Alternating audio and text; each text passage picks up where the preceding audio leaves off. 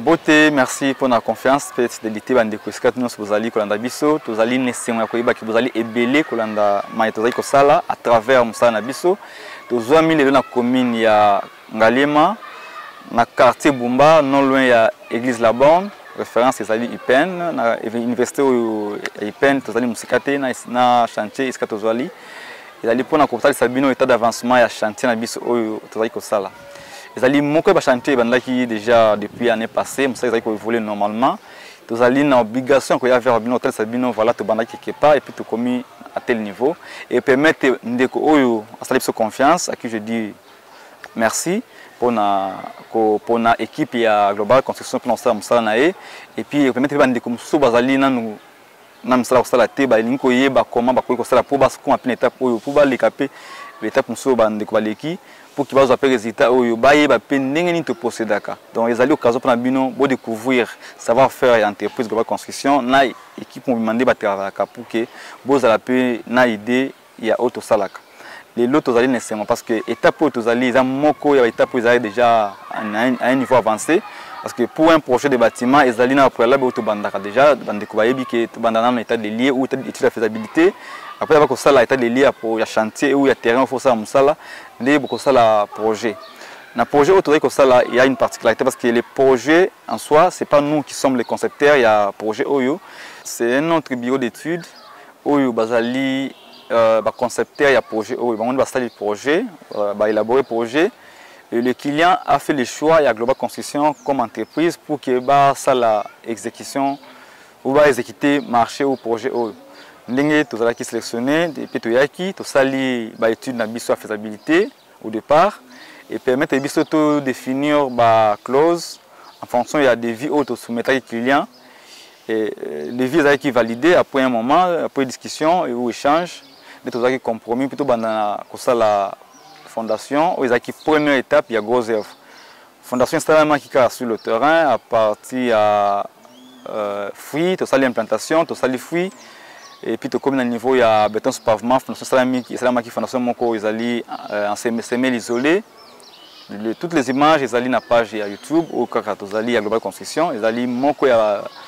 il y a des émissions où bandeko batala piminka na terrain oyo. Bah yebi étape non to bandaki étude to évoluer, mais juste na reprise ça juste ba grande ligne. Aussi sa fondation après to passer une étape il y a élévation des murs. To signer pe contrat nango to évoluer nango tina niveau ya poutre soudal. To si yango contrat ya deuxième étape pour élévation et sili to eko signer troisième contrat pour na kosala ba travaux à plancher. Ndé yango to kosala sur le terrain pour le moment et to bandaki déjà il y a cela quelques jours bandeko batala kabiso ba yebike esika oyo ezalaki vide, la clôture existait déjà. Si tu écoutes le pan où ils ont clôturé, un portail, tu bandis projet en d'accord. Tu as dit progressivement. Tu as dit que nous avons auto sali na kati ya chantier oyo. Bien que ça ait mis du côté et ça ait par étape progressivement par rapport à la disponibilité à moyens financiers oyo ndeko. Azo tient à notre disposition. Tu sali musala peut comme un niveau oyo. Plancher et banda qui na coffrage. Avant coffrage d'abord l'ingénieur a donné les traits de niveau pendant que niveau de référence à quel niveau va se rattacher pendant que vous avez une plateforme où il y a coffrage ou bien un plancher à fond pour fond plateforme on peut permettre que y a un recevoir nat puis béton et quoi du colo c'est ça qui niveau de niveau la référence pour permettre de charpentier ça coffrage va se référer nango bango pe baye ko travailler mais parce que fait un niveau on peut pas utiliser sous appareil na bango ou permettre bango base la vraiment na précision au millimètre près ba sali yango to bandaki na coffrage to sali plateforme na biso avec le planche ou bandi bazai comme on a coffrage na salami coffrage en bois et en métallique té bandi ko ba si yango après to ko passer une étape il y a ko sala ferraillage to sali nat na biso. Ils allaient avec des barres de fer où ils allaient espacement ils allaient bien déterminer par rapport au voile tout ça là tout ça li ferraillage na biso et équipe pe électricien ba épé ko ça la musana bango ya électricité ba lekisi ba singa courant na bisiklet sengeli ba prévoir basinga courant pour na éclairage ya ndako, ba prévoir pour na ba prise puis pour na ko prévoir basinga etali antenne à télévision par exemple, Singapour na téléphone pour un réseau téléphonique, Singapour na caméra de surveillance. Tous ces câbles ont été installés et ils ont vraiment mis en place na dalle oyo pour que à la longue ceux qui musala ils arrivent continuer tokozana na possibilité ya ko se accorder ou ya ko se rattacher facilement na installation wana. De prévoir non seulement le éclairage, il y a la prise, mais il y a aussi les réseaux téléphoniques ou caméras de surveillance et aussi pour l'antenne ou des codeurs où on peut utiliser dans la chambre ou dans le salon. C'est un bâtiment où une équipe globale ils allaient expérimenter. Dans le bas qui la fois passée que nous sommes en train de construire un bâtiment en étage, R+1, rez-de-chaussée plus un étage, où ils allaient dans l'appartement mibalé, na C, ils ont moko pour na propriétaire yandaku et puis dans l'école tu as un appartement moko oyo quelque chose là soit en location et non se dépendre dans ndenge ya ko décider pour dire que évoluer normalement jusque là tu dois travailler en collaboration. Je rappelle que azali moko ba ndeko ça msala mais ala sur place te azali libanda ya mboka mais azali fait confiance nous sommes là c'est que confiance et zakara te photos de en face tout le monde même à distance on peut se faire confiance si tous ceux qui bozali vraiment orienté dans Saint-Esprit. Parce que chaque fois que ceux qui ont le choix et équipe, mon copain ça me na yo et c'est ngili ça lango par sentiment par fanatisme pété mais ça lango par conviction. Ce ça par conviction au moment que nous c'est pour ça là eko kende malamu et malamu. Nous avons l'obligation de faire ce travail avec amour, avec détermination surtout to ba respecter l'engagement. Dit que le contrat est signé pour chacune des étapes pour qu'on respecter la clause. Les clients de son côté, ils respectent le contrat. Nous aussi, l'entreprise, nous devons respecter le contrat pour que tout puisse résultat. Les délais, il y a travail à la fondation, tout ça qui est dans le site Oyo, dans le Tcholoba, il y a un mois, dans quelques jours. Donc, l'étape, il y a la maçonnerie et l'élévation des murs, et puis un mois, dans 2 semaines. Tu passes une étape, il y a plancher Oyo, tu as un niveau à couler dalle. Les alliés, il y a une équipe qui travaille. Après, il y a aussi ça, coffrage, tout ça, ferraillage, tout ici, fil électrique, plombier, il y a ici, tuyauterie, pour les sanitaires. Étape, il y a dalle, les alliés, équipe, et ça, la couler béton. Béton, où les alliés, épaisseur, il y a 12 cm, où il déterminé pour la dalle, où les alliés, maison d'habitation. Ils ont une équipe où ils ont bolingo nyonso puis na mutema moko. Pourquoi? Parce que bazui engagement pour qu'il passe la musala oyo. Délai na ngwe respecté parce que le baki to ça musala on a délai à 1 semaine. Et l'autre ali vraiment content que délai est respecté. Musala ya coffrage, ferraillage, électricité et puis tuyauterie pour la dalle, il y a plomberie to sali et biso 1 semaine environ de to aussi ça musala na biso. Les étapes moko oyo bande comme soupe ba salango pendant 1 mois, 2 mois on soupe sali ba ko zonga après ba continuer mais biso to sali yango na espace à 1 semaine pour que to za lavement mesure ya kotala ko sa musa mususu. To éviter après ko tikala sur place na chantier moko parce que misala est belé. Tu vas solliciter, c'est sûr,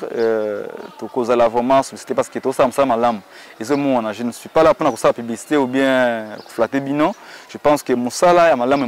mon ça même dans musique. On n'a pas besoin d'être à 0 mètre pour voir que ce travail est bien fait, bien que ce n'est pas un travail parfait où il y a être humain. Mais au moins, il y a une différence dans le monde. Peut-être que tout le monde a surtout si vous qualifié. Donc vous avez na miso komona chaque fois vous avez kotala musala mingi pe kati na bino bande vous allez libana mboka vous allez ko évoluer pe na domaine na bâtiment et bien bazala technicien bazali ko sala pe différence ya musala auto ko sala na mususu pe o bande bazali ko sala ba bazali qualifié et puis ils ont pesa bino leçon ndé ba to bazolinga ko sala basala air moko ba comparaison en fonction ya prix en fonction ya il y a tout ça dans musala na biso mais biso to tika la correct na ndenge to ça musala parce que prix oui coût ya musala ezali moko ya facteur oyo permettra client ayeba ko décider mais qualité pe ezali moko ya facteur oyo ezali important oyo mutako yeba ke non pona zwa résultat oyo sengeli na zala na makoki oyo sengeli pesa na résultat oyo za malamu yango tozali ko travailler toujours pona kopesa bino satisfaction na musala tozali ko sala bino balandi ozali kolanda biso botala biso kaka te na lisu ya ko critiquer mais botala pe na ndenge ya ko encourager ko féliciter équipe ozali ko travailler surtout que les équipes ba jeune o bazali ko travailler pour na développement mboka bo permettre bandi bazali bana mboka lobby ba ya pe na Congo baza pe nisika ko vanda parce que mingi pe ba travailler ba sala pe ba meka ko travailler na projet ya construction na ba famille na bandi ko memba zwa résultat te mais autre ko sala ezali moko ya ba chantier oyo ezali ko sala en dehors il y a famille baza sur place te biso ça musala toza en contact direct na les concernés ou bien les maîtres d'ouvrage ezali sengo esika zali je pense qu'à témoigner que toza ça musala na ye en collaboration et puis toza ko yoka na malamu jusque là il y a aucun souci bino bandeko bozali ebele ko nda biso na musala toza ko sala botika ka leçon o ezali ko pesa bino solution na makambo za nango parce que musala toza ko sala ezali tozali ebele na Congo tozali ebele dans le monde mais esengeli boye ba ko sa différence ya musala malamu na musala za malamu te to se fiara ate na prix to se fiara ate na apparence extérieure mais au moment total la paix le résultat final ou bien qualité ou tout fournir bino voilà pour le moment tozali ko évoluer malamu je pense équipe ezali ko travailler ezali ko mona mutazaza sa musala na ye il y a eu plusieurs équipe ezali sende équipe électricité bazali parce que sur place nous avons non seulement équipe électricité bazali ko landela comment ba singana basala qui en place qu'ils a toujours en forme est-ce qu'il faut ba vérifier ndenge ezaleli ba plombe pe azali si pesa landela pe tioteine na ye pour qu'ils ala vraiment déranger te équipe ba la ciment na se na ba tia mélange ya ciment na kayas bazawana o pe bazo matsango bazo tinika chariot bazali et puis ba technicien pe na okata béton nous avons plusieurs corps de métier basés sur le terrain, on va obtenir nos résultats avec le temps. Vous avez évolué pour faire bino vraiment musala oyo et comme à niveau et singela qui. Et l'autre ali vraiment contact sabino que non dal oyo, les ali dal oyo, ils ont installé mana équipe moro très professionnelle. Na niveau to va ko sala boya comme on en est très avancé. Les ali sengo koyeba ke musala ils ko sala ma congolais, bande économie ba congolais o bazali ko sala musala na bolingo nyonso parce que ali musala bande ko na bango.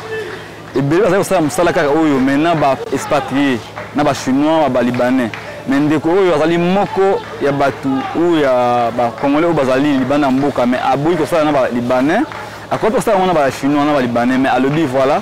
na lingi mboka nanga ki liboso pour contribuer jeunesse nanga isengi pesa la musala ils ont possibilité de travailler donc voilà il y a toute une équipe derrière moi ça musala mais baki que ce n'est pas seulement l'électricien bazawa ezali l'électricien bazali plombier bazawana charpentier bazali kolandela pe parfois ceux qui ezana moi qui pas pour que ba bongisa yango et toujours couler béton et ezana ba maçon bazali ko kata béton pour kopesa yango niveau et ezali pe na bandeko bazali ko sala mélange pour na se jusqu'à machine ezali pe na bandeko musu bazali ko mema chariot pour ba couler béton yango parce que ezali musala ya équipe donc qui dit équipe ngolo ba kenon muta sala musala na domaine oyo be na oyo esengela sala parce que tozote charpentier pour musala ya maçon donc dans la global construction l'avantage c'est que nous avons chaque corps de métier na domaine oyo esengeli et ça les pour que asala ngo correctement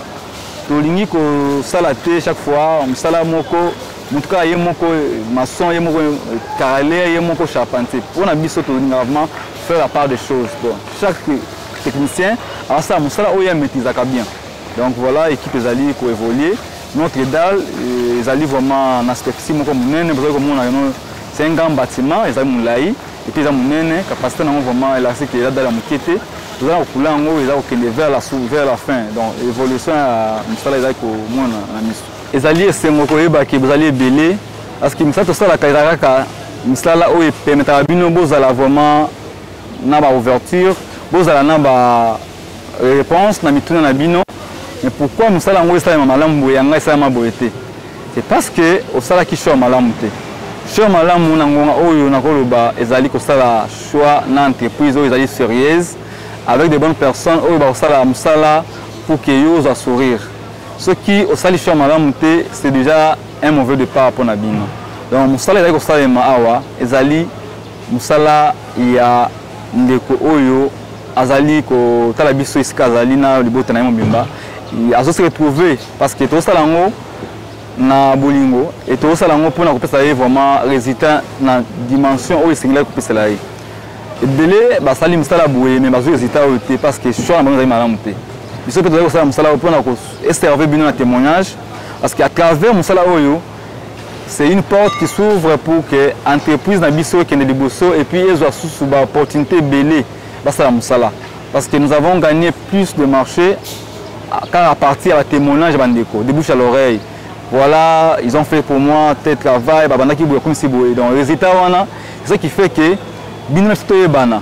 qui était au départ mais à travers musala donc musala ndele le pesi biso vraiment koki ya kokoma et pas na bino encore qui to bana nous ne sommes pas des stars tous à péter à niveau mobo mais tous à kaka ba simple serviteur ou tous fournir bino musala au bolinga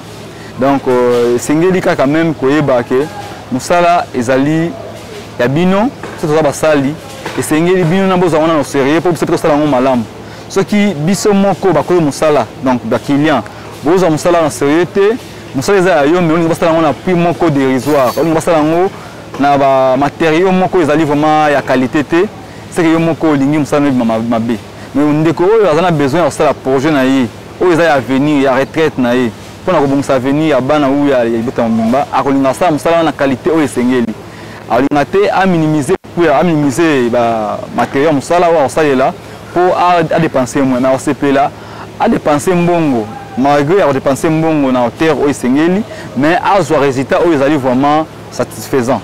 Biso peut avoir ça musala bongo et belé beaucoup mituna mais pourquoi avoir ça musala oyo kitoko boye c'est parce que tu as organisé premièrement c'est une question d'organisation oyo ezali quatre entreprises na biso tu as ko luka vraiment ko kende liboso au point ko kende liboso sengeli botia ordre na oyo ezali ko ça biso peut avoir ça ordre on a tout ordre pour que to kende musika à travers témoignage na bino à travers bénédiction tu as ko na musala tu as ko sala la bino chaque fois que ça musala na bino bozali ko sepela nango bozali ko kumisa nzambe ndenge tokutana na bino biso pe porte bozali ko fungama le bozali ko funga pour que tous vraiment bénédiction d'une manière je peux dire abondante et bénédiction pour les vraiment esunga biso to kende liboso bandeko tozali ko sala musala oyo bino bosengi biso nazali ko pesa un témoignage moko na début bandeko bazali kotumisa mingi parce que il y a toujours un début pour comment à un certain niveau to banda pe quelque part biso ba oyo so talibé na Congo to ebele na Kinshasa il y a des ingénieurs parce ici na ISTA na IBTP na ba institution mususu mais bazali quand même na musala te bazali banda ko bafandi mususu bazali na chômage bazali leur star mususu bazali musala ya ko changer mbongo na coin mais biso tozu courage wana ya ko sala musala na domaine totangeli donc tous à la parvenir, tu es ça musala otoyebi, mais tu es peu sérieux na kati parce que d'abord nous avons le savoir-faire,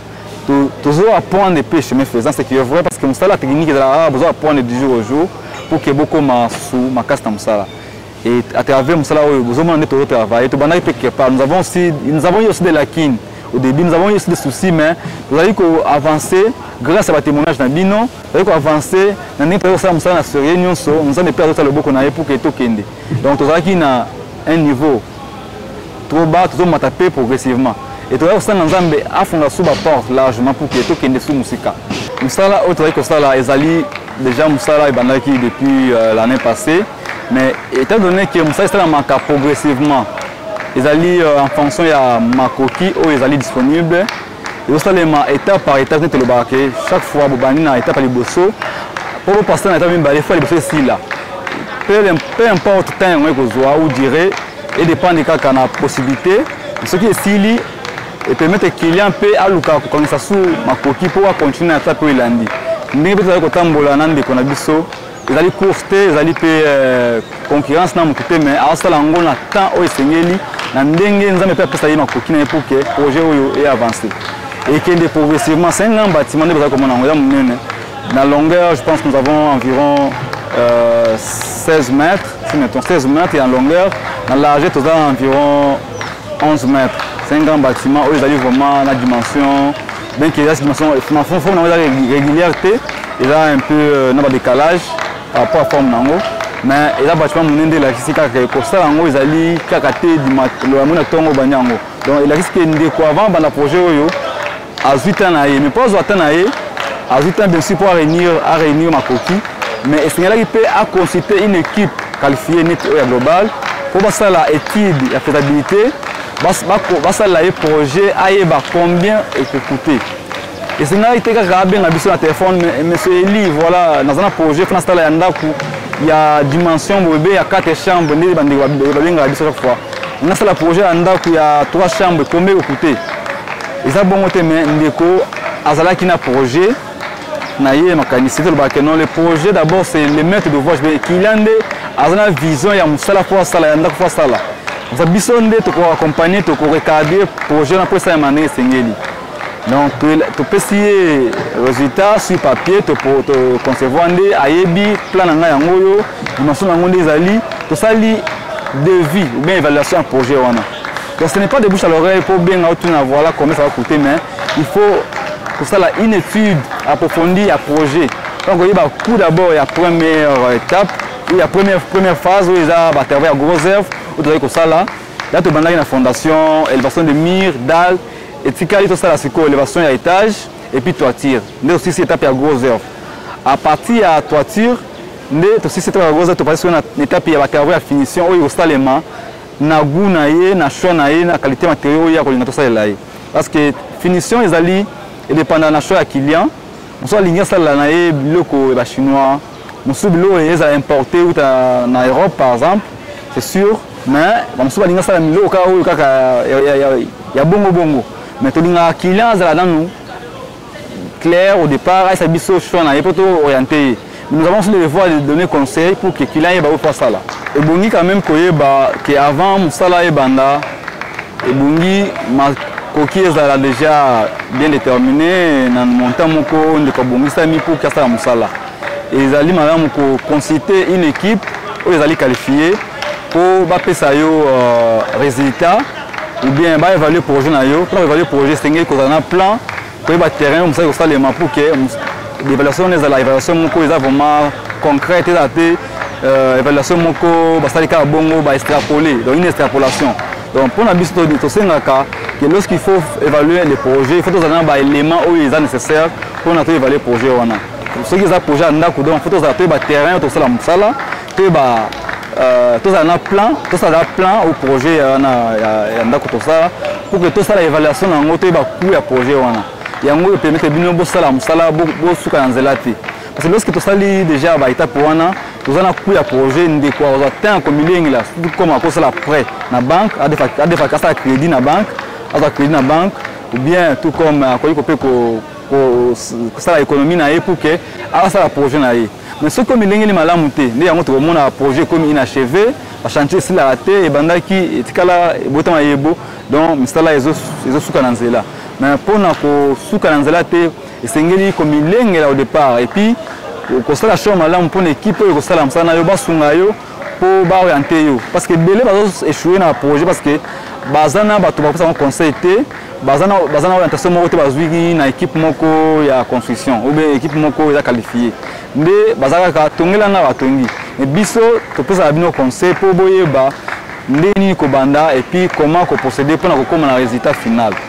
Voilà, na ko zabino on ébelité parce que zali pour na biso kazata c'est comme ça là nous avons simangai une très grande équipe zali ko travailler pour na ko si ça projet oyo na étape komi ya dal to zali on a simananga bozomona ba ingénieur bazali na sima ba équipe union so bazali on a l'architecte aussi est sur place alors ça musala bandeko na ko senga bino bozala vraiment ko ça confiance na entreprise na biso zali ba jeune mais nous sommes les jeunes responsables les jeunes qui avons la volonté ya ko mimamboka liboso bandeko belé baza image au biso za ko sala entreprise de construction baza ça servir nango pour d'autres fins na la CP appel na bino baza ko taba image so mon image au déjà biso to apparaître na kate que mutu moko azui yango a commencé lango la publicité na ye c'est qu'il y a déjà mutu o déjà azali sérieuxité il faut que côté melaye parce que ça musala na c'est moi il y a ceux-là qui prennent le temps à copier nos images sur notre page pour comme ça ngoya bango batire ba numéro de téléphone bo benga bango mais bino bozota biso boyeba qui fait quoi vous avez qui est qui. Donc pour le moment, vous avez vraiment au terme de la place naïe. Nous avons déjà une référence, nous avons déjà fait notre histoire depuis un certain temps de travailler. Nous ne sommes pas seulement dans les thèmes, nous sommes dans des chantiers par-ci par-là. Nous travaillons pas seulement dans le chantier à Ndaku, autre chose la réunion c'est ça, au bout de la biso, la clôture à Ndaku, autre chose c'est lié à la travail construction tout ça parce que nous sommes une équipe qui est bien en place et expérimentée dans le corps de métier ou personnel qualifié. Voilà, bandeko, vous avez confiance, vous allez que ça la au bout de la biso, nous sommes là où dans le lobby encore une fois de plus et servir bien comme témoignage parce que vous allez que nous progressivement vers la fin à travers Yango et Pesabino pe makanisi ya kosala neti nde kosali pour na kobenga biso oza biso facilement les numéros affichés sur l'écran plus 243 82 1300 773 numéro de téléphone on est allé connecter na WhatsApp so bengi biso tozali ouvert to répondre yo c'est sûr kobenga biso za na msala et nous reviendrons vers vous par un message ou bien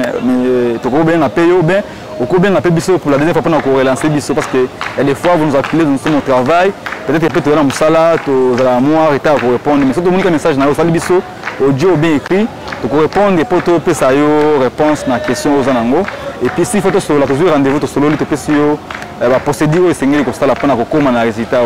Je pense que si manangai équipe ezali ko sala musala ba comme nango nous sommes pas en train de faire un travail aux Ezali à Moutoumsous la image, mais nous sommes sur ce chantier pendant l'implantation. Vous allez avoir évolué, implantation, fondation, élévation de murs. Tout comme Nadal, nous allons pour que tout commence une étape pour évoluer, pour une étape il y a élévation de murs, il y a étage et puis tout ça à toiture. Ceux qui nous ont soumis parce que nous avons dans le même chantier. Pour plus d'informations, restez branchés sur notre chaîne, abonnez-vous sur la chaîne Global Construction TV.